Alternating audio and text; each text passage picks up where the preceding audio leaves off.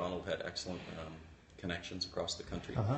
And we got noticed, and we were able to repeat, and one thing led to another, and finally we were able to go full-time and pursue it as our only career. Wow. After 10 years. Was that right here, or? Well, that was in Rutherford, Napa. Okay. So we started as a Napa winery, but being a Chardonnay and Pinot Noir exclusive winery, Sonoma really was the answer. Sonoma Chardonnay is the largest grape planted in Sonoma, where Cabernet is number one in Napa. And the cooler climate being closer to the Pacific is critical for the Burgundian varieties, which evolved in Northern Europe, right. So under much cooler climate and weather. So Sonoma has a lot going for it. The Yep. proximity to the Pacific, which rarely gets above 50 degrees, is critical to maintaining that cool airflow that allows the grapes to ripen evenly without Right. these heat spikes. Yep. So that's why we ended up in Sonoma. Moved to Sonoma in 2007 and built a winery. So it's really been a dream come true, and the business is now grown. We have 20 employees, which is way more responsibility than I ever thought I would be capable of handling. But it's a beautiful little business, and I'm thrilled that it's a success. Awesome. Well, it certainly is, and the weather is exactly as you described this morning, where it's 50-something. I mean, it feels cold out there. It's gloomy. It's San Francisco-like. And it's unusual because May is one of those shoulder months where Right. when the fog and the onshore flow comes in, it can feel like winter. But just as easily, it can be bluebird skies and 80 degrees. Right. And this May has been surprisingly cold. The weather never repeats itself is an old joke, but I've never seen a May this cold. Of course, we have lots of weather stations scattered all over our vineyards, and the data is suggesting that it's one of the coldest Mays we've had. Interesting. 2011 was a notoriously cold vintage.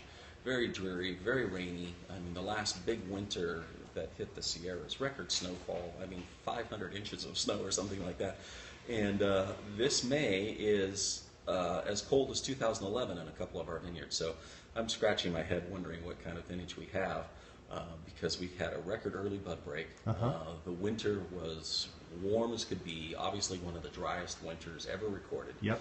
And here we have a gloomy May. Yep. So just when you think you got it all figured out, something else happens. So can you give us a bit of perspective in terms of the drought? Because everybody around the world and around the country, the headlining news is that California is going to run out of water in a year, and the end is near.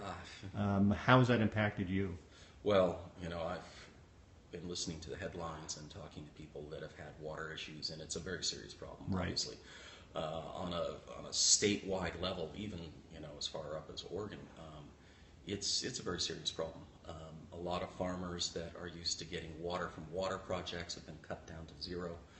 But on the North Coast, in Sonoma and Mendocino, we don't get any water from government projects. And most of the vineyards either use reservoirs that are filled with runoff or well water. And so we had almost a normal rainfall. Santa Rosa recorded 24 inches, which is 79% of normal. Some of my vineyards on the far Sonoma coast had over 30 inches, which puts them, well within the normal range. And so the groundwater supplies appear to be okay. The wells are functioning and the reservoirs are full. So it's strange that, in this crisis we're having across the state, there's some granularity to that, and many of the vineyards I work with are in excellent shape. Despite the fact it was an early harvest, Right. we've had no frost to speak of, which is always a concern. Yep. Because obviously with radiation, nice cloud cover and a little rain helps keep the frost away. Yeah. And we've had none of that, so we dodged the frost bullet, and so far the rain that we've had appears sufficient.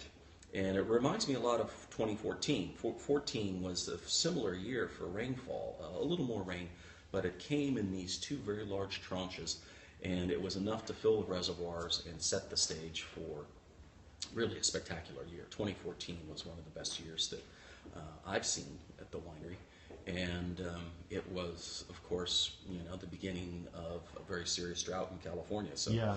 I don't want to draw conclusions, but so far the drought has been really not that big of an issue for the North Coast wine growers. It's amazing. It's amazing.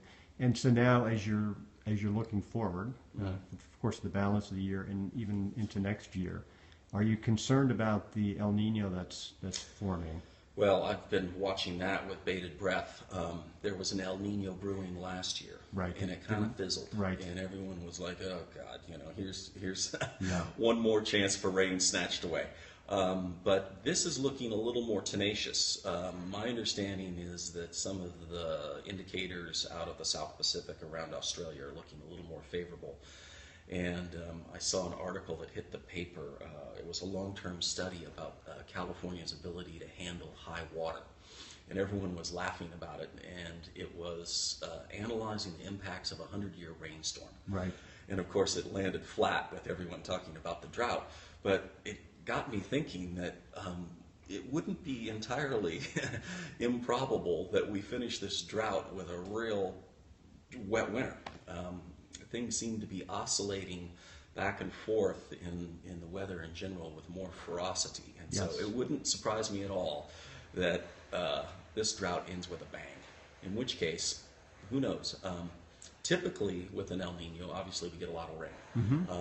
But it tends to be warmer. Yep. And so snowpack doesn't necessarily follow, which is really the engine that drives most of the water in California is the snow.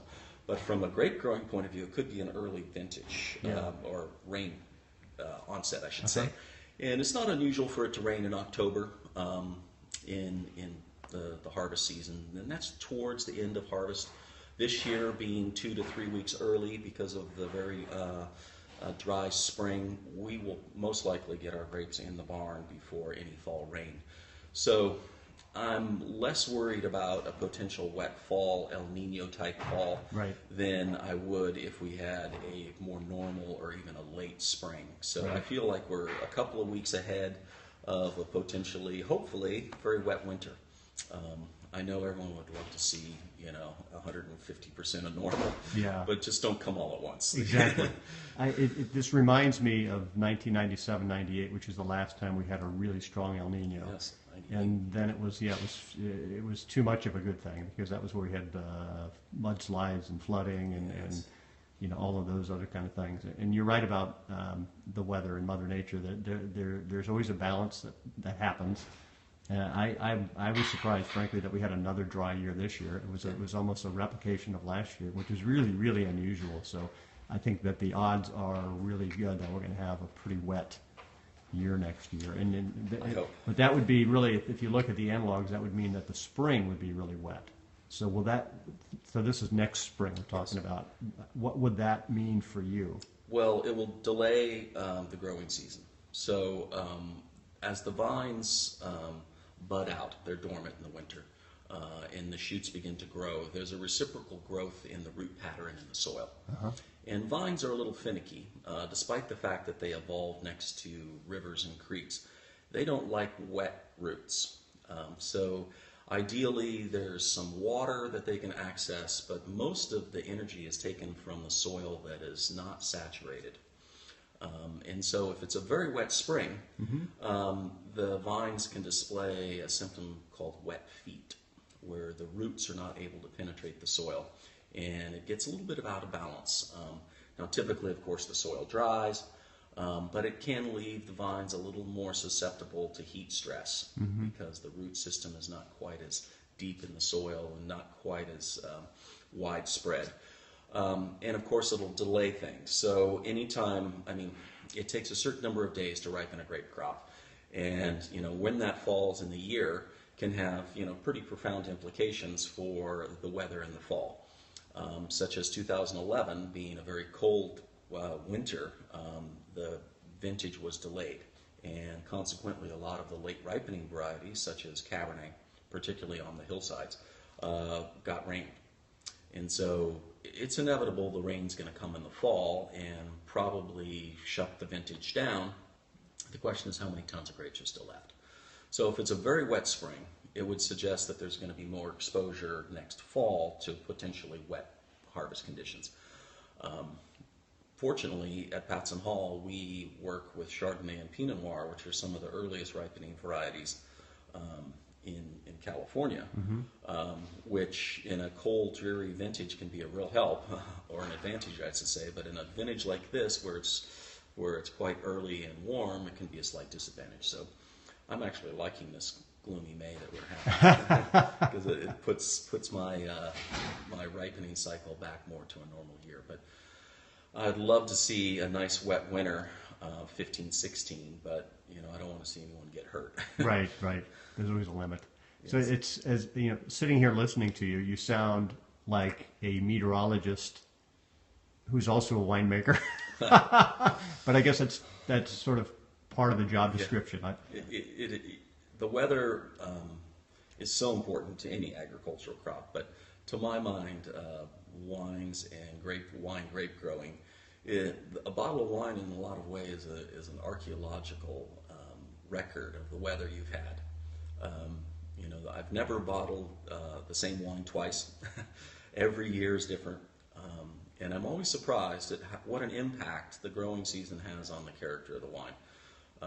That's one reason I think it's such a fascinating beverage. It's simply not a standard.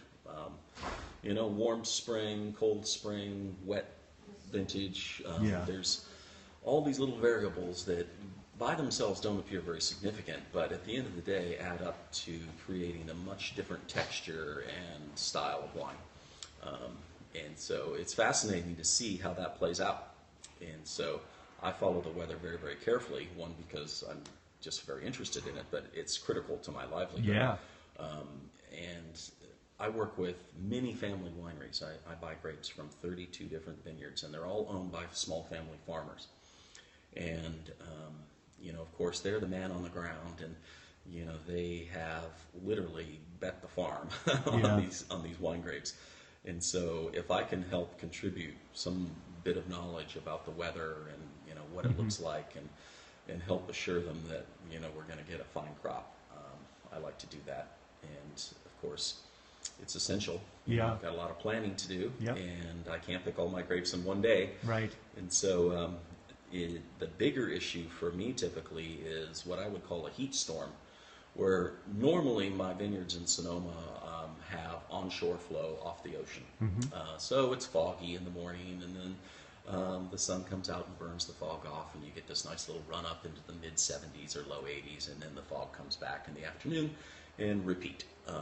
But if the winds turn the opposite direction and we start to get the very low humidity, dry winds from the east, that can change things dramatically. The vines begin to dehydrate.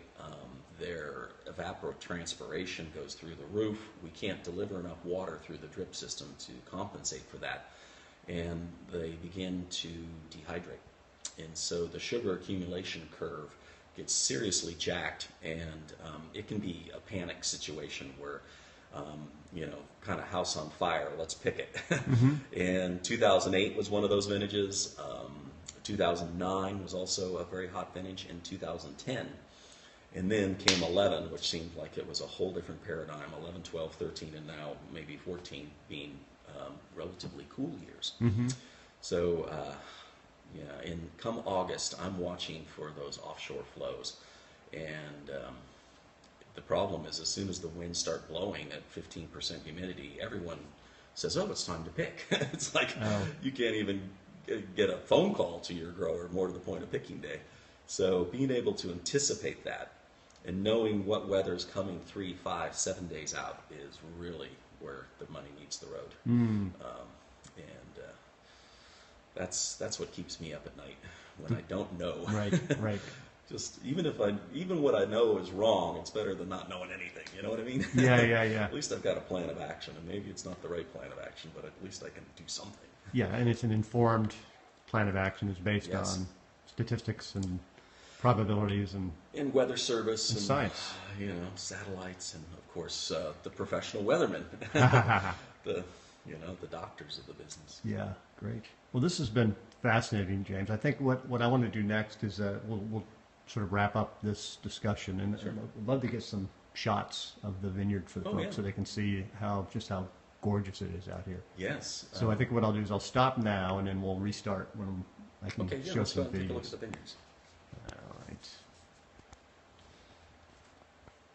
Okay, bear with me, folks. I'm still